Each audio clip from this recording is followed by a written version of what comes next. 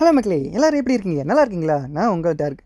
நான் போடுற வீடியோ உங்களுக்கு பிடிச்சிருந்துச்சுன்னா ஃபஸ்ட்டு பாருங்கள். உங்களுக்கு பிடிச்சிருந்துச்சுன்னா மறக்காமல் சப்ஸ்கிரைப் பண்ணி வச்சுட்டு அப்படியே பெல் ஐக்கான ஆன் பண்ணி வச்சுக்கோங்க. அப்போ தான் நான் போடுற ஒவ்வொரு வீடியோவும் பார்த்தீங்கன்னா உங்களுக்கு நோட்டிஃபிகேஷனாக வரும். எனக்கும் பார்த்தீங்கன்னா அடுத்தடுத்த வீடியோ போட எனக்கு ஒரு மோட்டிவேஷனாகவும் இருக்கும். சரிங்களா மக்களே, வாங்க இன்றைக்கான சாப்டருக்குள்ளே போகலாம். நம்ம ஹீரோ 7 வயசில் இருக்கும்போது ஹெர்க்யூலியோட சண்டை போட்டுருப்போம் பார்த்தீங்களா? அப்போ பார்த்தீங்கன்னா பெரிய ஹோலை ரெடி பண்ணிட்டுருப்பான். அவங்க வந்து பார்க்குறான், ஏன்டா 10 வருஷம் ஆச்சு இன்னும் ஏன்டா அதை சரி பண்ணாமல் இருக்குன்னு சொல்லிட்டு நம்ம ஹீரோவும் கேட்குறான். அதுக்கு நம்ம காங்ஜியோன்னு இருக்கான் பார்த்தீங்களா? அவன் என்ன சொல்லிக்கிட்டு கிடக்குன்னா, என்னோட அப்பா தான் இந்த மாதிரி எதுவும் சரி பண்ண வேணாம் அப்படின்னு சொல்லிட்டு சொல்லி வச்சிருக்காரு.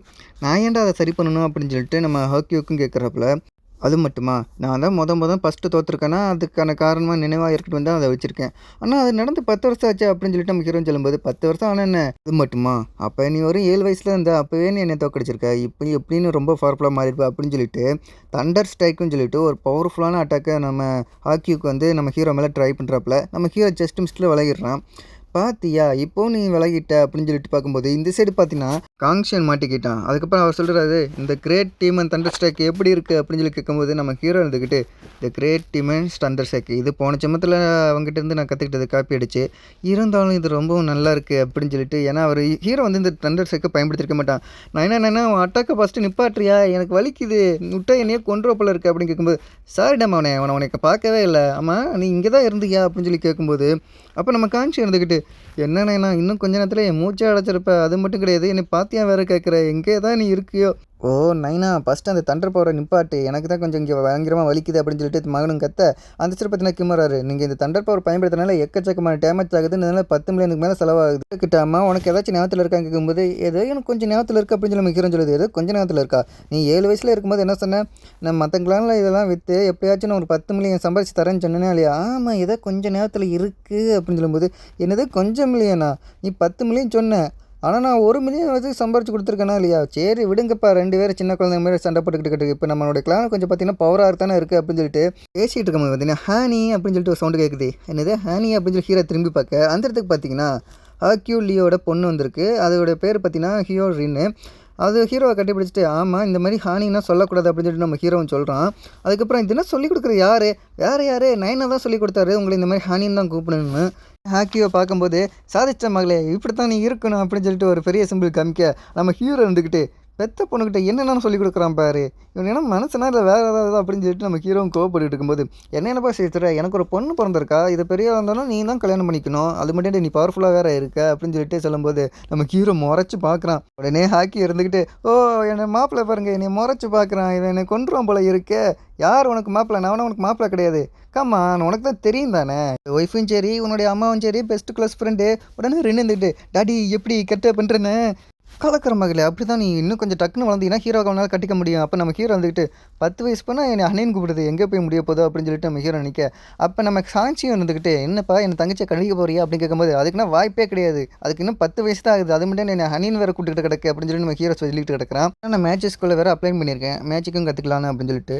இது மேட்சிக்கா, எதுக்காக நீ இப்போ மேட்ச்சுக்காக கற்றுக்க நினைக்கிற, அதுக்கு நம்ம ஹீரோ வந்துக்கிட்டு என்ன சொல்கிறான்னா, நான் பார்த்தீங்கன்னா இப்படிக்கு பார்த்தீங்கன்னா ஸ்வாட்ஸ்மேனில் இருக்கேன், ஸ்வாட்ஸ்மேன் இருக்கிறது ஓகே தான், ஆனால் மேட்சுக்கு நம்ம கற்றுக்கணும், ஏன்னா இது என்னோட ஸ்டைல் கிடையாதுல, எப்போ பார்த்தா சோடை கொண்டு போய்கிட்டு இருக்குது அப்படின்னு சொல்லிட்டு நம்ம ஹீரோ சொல்கிறான். அது மட்டும் கிடையாது, யூனிக்கு ஒகேஷனல் ஸ்கூல் அப்படின்னு சொல்லி ஒரு ஸ்கூலை காமிக்கிறாங்க, இது மேட்ச் ஸ்கூல் மாதிரி கொஞ்சம் பெரிய ஸ்கூல் வேறு. அந்த இடத்துல பார்த்தீங்கன்னா ஒரு செலிப்ரேஷன் வரும், அவனோட பேர் பார்த்தீங்கன்னா மின்கு. அப்படியே பின்னாடி பார்த்தீங்கன்னா பெரிய சவுண்டு கேட்குது, இதே விலகி நின்றுங்களா அப்படின்னு சொல்லிட்டு எக்கச்சக்கமாக பொண்ணுங்க வராங்களா, இதை பார்த்தோன்னே நம்ம காங்ஷி இருந்துக்கிட்டு, ஆகா பொண்ணுங்க மச்சான் பொண்ணுங்க அப்படின்னு சொல்லி பார்க்க கொடுக்கும்போது, தம்பி 2 பேரும் கொஞ்சம் விலகி நிற்கிறீங்களா அப்படின்னு சொல்லிட்டு மின்கும் சொல்ல, அது மட்டும் கிடையாது இந்த சைடு பொண்ணுங்களாம் தடி மாதிரி மறைச்சிட்டு நிற்கிறீங்களே கொஞ்சம் நண்டு தான் நில்லுங்கடா அப்படின்னு சொல்லிட்டு பொண்ணுங்களாம் கத்த ஆரம்பிச்சிட்டாங்க.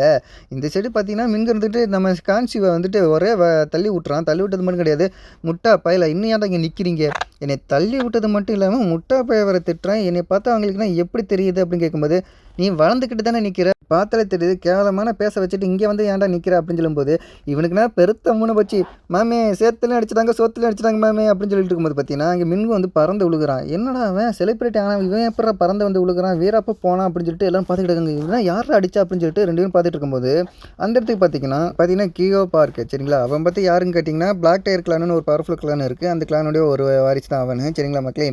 நம்ம காஞ்சி இருந்துக்கிட்டு, ஓ தம்பி கண்ணு தெரியுதா இல்லையா அப்படின்னு சொல்லி கேட்கும்போது நம்ம ஹீரோ பார்க்குறோம். ஓ இவனா இது ஒரு அடங்கா பீஸ் ஆச்சு அப்படின்னு சொல்லிட்டு நம்ம ஹீரோ நினைக்க, அவன் இருந்துக்கிட்டு என்னப்பா முட்டா பையன் காமிச்சு நீ என்ன இந்த பக்கம் அப்படின்னு சொல்லி கேட்கும்போது, உனக்கு எவ்வளோ தெரிய இருக்கும் உங்கள் கண்ணு தெரியுதா இல்லையா நான் தான் இங்கே இருக்கேன்ல அப்படின்னு சொல்லும்போது நம்ம காமிச்சு சண்டைக்கு போகும்போது நம்ம ஹீரோ தடுக்கிறான். வேணாண்டா கொஞ்சம் அமைதியாக இரு பொறுத்து மட்டும் பாரு அப்படின்னு சொல்லும்போது எதுக்கு பொறுக்க சொல்கிறான் அப்படி பின்னாடி பார்த்தா அவ்வளோதான் அங்கே கேர்ள்ஸ் பேரண்ட்ஸ்னா இருந்தாங்க பார்த்தீங்கன்னா அவங்களாம் போட்டு வம்பருக்க போயிட்டாங்க வண்டியாக கிளிக்கிறாங்க.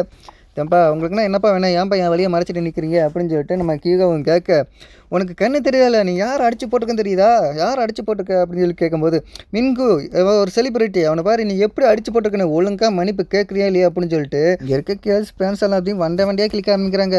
விட்டா குடும்பத்தை இழுத்து விட்டு கிளிப்பாங்க போல இருக்கு அந்தளவுக்கு விட்டு கிளிக்க. ஐயோ இது வரைக்கும் நான் யார்ட்டையும் மன்னிப்பு கேட்டது இல்லையா தெரியாமல் அவனை அடிச்சிட்டோமோ அப்படின்னு சொல்லி இருக்கும்போது உடனே பேச மாறிட்டு இப்போ என்ன உங்களுக்கு என்ன மன்னிப்பு தான் கேட்கணும் சரி அதுக்கு பதில் இங்கே என்னோடய பவரை வச்சு ஒரு விஷயத்தை உருவாக்குறான் பாருங்க. என்ன பார்த்தீங்கன்னா அவனோட பவர் பார்த்தீங்கன்னு வச்சுங்களேன் ஒரு பாய்சன்லேருந்து என்ன வேணால் உருவாக்க முடியும் பபிள்ஸ் மாதிரி சரிங்களா மக்களே.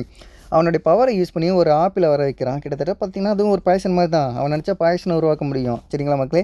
அதை யூஸ் பண்ணி ஒரு ஆப்பிள் உருவாக்கிச்சு இந்தா இதை பொடி இதை வச்சு என்னை மன்னிப்பாக நினச்சிக்கங்க அப்படின்னு சொல்லிட்டு அதை கொடுக்குறான் பாருங்கள். சீ என்ன இலவிடா இது இதை பார்க்க குளம் கேவலமாக வேறு இருக்குது அப்படின்னு சொல்லிட்டு இருக்கும்போது அது பார்த்தீங்கன்னா திடீர்னு வெடிக்க ஆரம்பிக்குது. அது பார்த்திங்கன்னா ஒரு பாய்சன் தானே அதனால் பார்த்திங்கன்னா அந்த இடத்துல பார்த்திங்கன்னா அப்படியே பாய்சன்லாம் பரவ ஆரம்பிக்குது. எல்லோரும் பார்த்திங்கன்னா மூச்சு விடாமல் ரொம்ப திணற ஆரம்பிக்கிறாங்க. எங்களையெல்லாம் காப்பாற்றுங்க அப்படின்னு சொல்லும்போது உடனே கீகோ இருந்து வில்லத்தனமாக சிரிச்சுக்கிட்டு ஃபஸ்ட்டு நீங்கள் யார்கிட்ட மோதுனேன்னு தெரிஞ்சுட்டு மோதணும் சும்மா வந்து கத்தலாமா அப்படின்னு சொல்லிட்டு அவனுக்கு கேட்க, இல்லை எங்களை காப்பாற்றுங்க அப்படின்னு அவன் கேட்கும்போது ஓ உங்களை காப்பாற்றணுமா நீ தானே அந்த ஆப்பிளை பற்றி கேவலமாக இருக்குன்னு சொல்லிட்டு சொன்னேன் அப்போ உனக்கு எப்படி தைரியம் இருக்குது. அங்கே பார்த்திங்கன்னா நம்ம காங்ஷா இருந்துக்கிட்டு ஃபைட்டு போக ஆரம்பிச்சிட்டாங்க கிகோ கிட்டே. அப்போ கிகோ இருந்துக்கிட்டு ஓ மற்றவங்க விஷயத்தில் தளர்றிய இதுதான் உங்களுடைய கிளான்னு சொல்லி கொடுத்தாங்களா அப்படின்னு சொல்லி கேட்கும்போது நீ மட்டும் என்னம்மா பாயசனை வச்சு மற்றவங்க எல்லாத்தையுமே அட்டாக் பண்ணிக்கிட்டு கிடக்கு இதுதான் உங்கள் கிளான்னு சொல்லிக்கிட்டு பார்க்கவே ஷேமாக இருக்குது அப்படின்னு சொல்லும்போது ஆகா 2 பவர்ஃபுல் கிளானுக்கு போது சண்டை நடக்குது இனிமேல் அங்கே ஜாலியாக இருக்கும் அப்படின்னு சொல்லி சுற்றி பார்க்கும்போது நம்ம ஹீரோ நினைக்கலாம் 2 பவர்ஃபுல் கிளான் சரி சண்டை போடுங்க பாப்பா என்ன தான் நடக்குதுன்னு அப்படின்னு சொல்லி ஹீரோ பார்க்கும்போது இவர் இருந்துக்கிட்டு மற்ற பொண்ணுங்க மேலே எடுத்து பாயசன் அட்டாக் பயன்படுத்துறியே அப்படின்னு சொல்லி வெக்கமா இல்லை அப்படின்னு கேட்கும்போது என்னது பாயசன் அட்டாக்கா அதுக்கு உங்ககிட்ட ப்ரூஃப் இருக்காப்பா தம்பி அப்படின்னு கேட்கும்போது அந்த சைடு பார்த்தீங்கன்னா இப்பயும் பாயசன் கேஸாக இருந்துச்சு பார்த்தீங்களா அது எல்லாமே பார்த்தீங்கன்னா மறைஞ்சு போச்சு. இது ஒரு ட்ரிக்கு மாதிரி அவன் பற்றி பயன்படுத்திக்கிட்டு எங்கப்பா அவன் என் வழியில் குறுக்கு இருந்தால் அதனால அவனை தட்டி விட்டேன் இதில் ஏதாச்சும் எவ்வளோ தப்பு இருக்குது அப்படின்னு சொல்லிட்டு எல்லாத்தையும் கேட்கும்போது அவங்கெல்லாம் பார்க்குறாங்க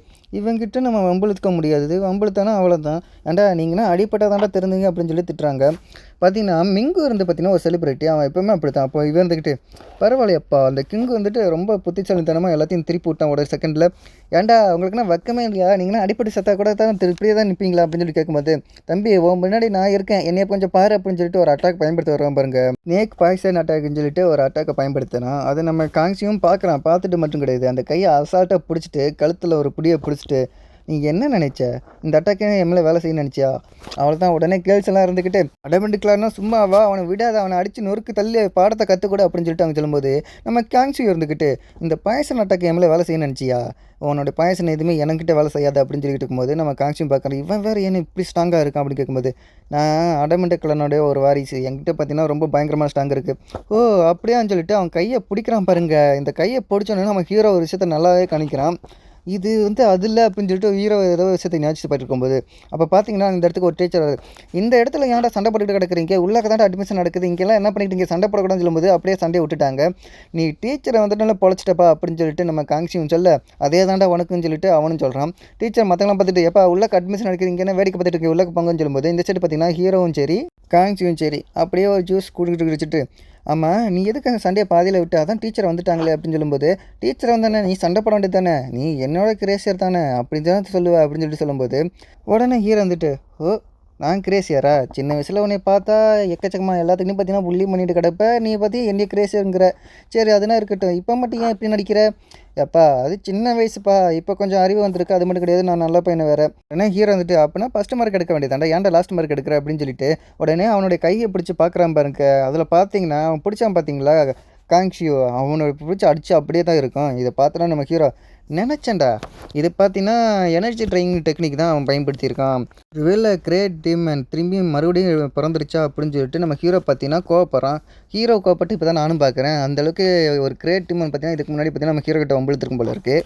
சரிங்களா இதுக்கப்புறம் என்னென்ன நடக்க போகுதுன்னு நீங்கள் பொறுமையாக இருந்தால் பார்க்கணும். என்னோடய வீடியோ உங்களுக்கு பிடிச்சிருந்துச்சுன்னா மறக்காமல் அப்படியே சப்ஸ்கிரைப் பண்ணிட்டேன்னு பட்டி விட்ருங்க. முக்கியமாக லைக் பண்ணி தட்டி விடுங்க மக்களே அப்போ தான் நிறைய பேருக்கு வீடியோ ரெக்கமெண்ட் பண்ணும். சரிங்களா மக்களே டாட்டா பாய் நெக்ஸ்ட் வீடியோ சந்திக்கிறேன்.